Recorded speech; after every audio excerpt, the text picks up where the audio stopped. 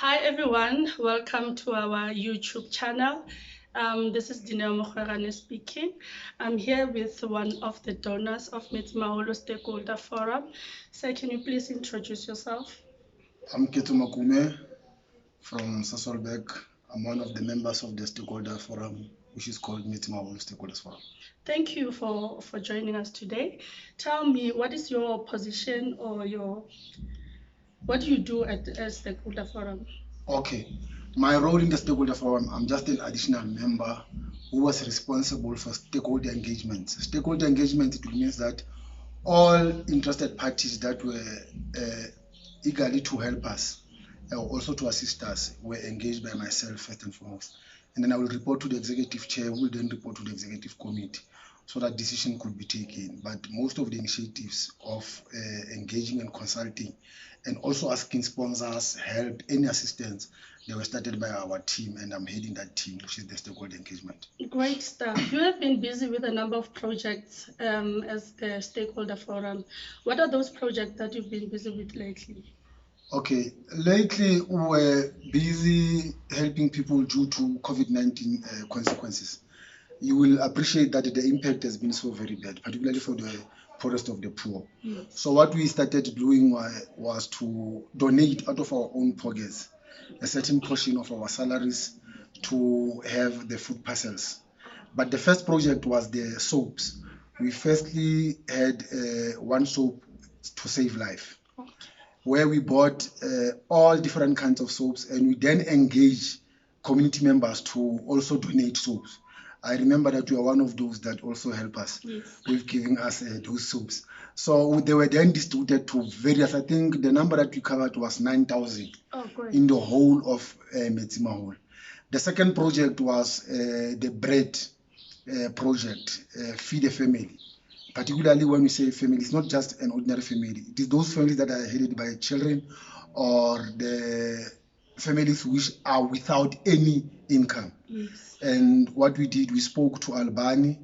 There was also a certain portion that we paid, but Albani also contributed 4,000 breads, which were distributed throughout Metsimaholo. There were also other organizations that helped us throughout. There was one organization which was made of professionals who are unemployed. You know, the pain thing was that these were the children who were not earning anything, but they decided to buy diesel and paraffin, particularly for the new area, the Moitrai area, where they were helping people on that side. So there were four, those professional students who were doing that project. Now, one of the massive projects that we're involved in was then the issue of food parcels. As you will know that there were also controversies around our government in relation to food parcels. We firstly approached societies around Metsimaholo, like your burial society. Yes. One of them was Men of Honor, who also contributed plus or minus 300 food parcels because of our initiative as the stakeholder engagement in the Metsimaholo Stakeholders Forum. But Pick and Pay, Checkers, they also contributed a lot. But there was a portion that was coming from our pockets again that was paid. For instance, in Pick and Pay, they had pricing that was meant only for COVID-19 consequences. Yes. So every time we'll approach them, for instance, if you have 10 to 15,000, when you approach them, you were assured that you can make a grocery of about 500 to 600 people. So we're able to cover a lot of sections of our communities. Unfortunately, there wasn't any good relationship between us and the municipalities, because municipality was of the view that we were competing with them. They only regarded that as their terrain. And that is where we started to say, okay, we'll then go alone. But in the process, we're at times having the following challenges. You'll find that families, there were families that were given food parcels either twice or thrice because of the lack of coordination between ourselves and government. When I say government, they also include the SASA.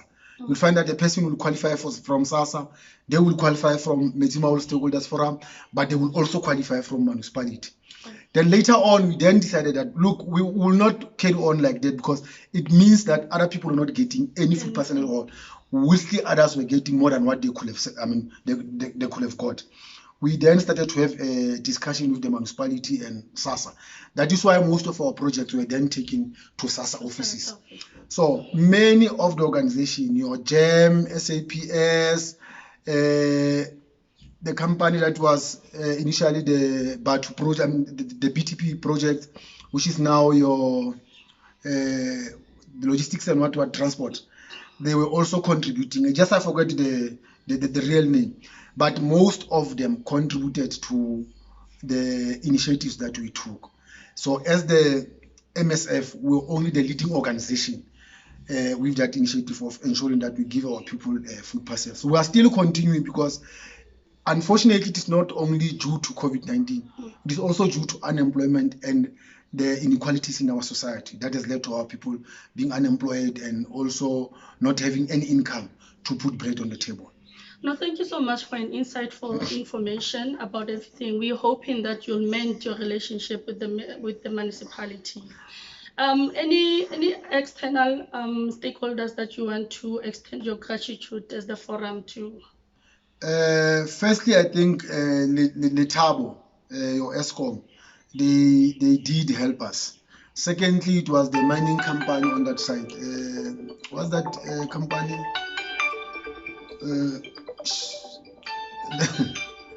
The one which the coal mines just next to Letabo also help us a lot. Right. And then Pick and Pay, and then Checkers, but also community members. Yes. Who individual, there were people that I know. For instance, one DJ, Siposkova, he was able just to refuse to take food parcels but give them to other people who still were aware that he was also not working. Yeah. So it's just a number of people who are saying, I personally can afford my situation now, but at least let this food parcel be given to other people who are at the worst situation than themselves. So we would like to thank such individuals. But we also want to thank councillors. There were individual councillors from various parties who also came to the picture and helped. Your friend Councillor Silwani, and many other business people, Ntatem Tepu, these are just people who just stood up and say, we will contribute into this. And including the leadership of the municipality, because after the engagement, they were able also to come to the picture and say, this is what we can do. And they were also being able to contribute. The speaker and the mayor, they also played a very significant role to ensure that we get something into our project. But we still have to do more. A lot still has to be done because, you'll all appreciate that the challenges in our community, they need more efforts. Yes. And they need us working together to ensure that we mitigate the worst situation that they found themselves in. Thank you so much for your time, Mr. Makume, and that will be all from us, Metsimaholo Stakeholder Forum. Thank you. Thank you.